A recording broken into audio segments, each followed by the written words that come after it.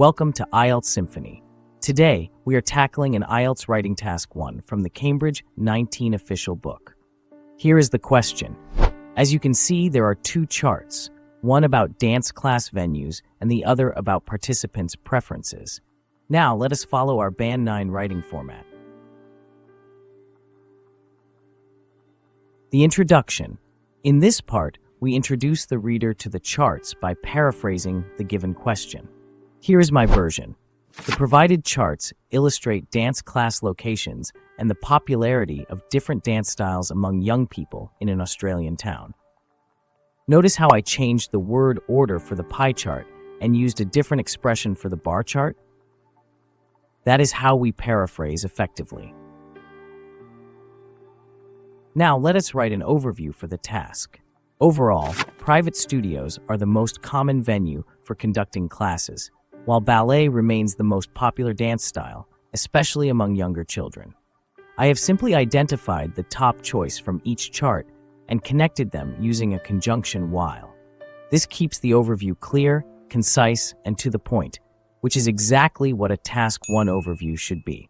Now, let's write the body paragraph.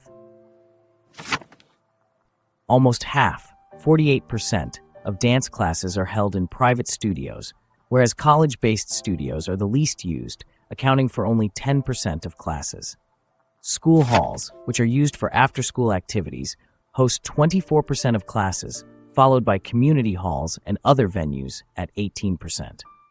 In the first sentence, I have just compared the highest and lowest figures to show a clear contrast, which is necessary for the writing. In terms of different dance genres, ballet is the most popular dance style among both age groups, constituting 900 participants, largely contributed by children under 11. Modern dance witnesses a dramatic increase in popularity, especially among the adolescent group from 11 to 16, almost rivaling ballet in terms of the highest number of participants.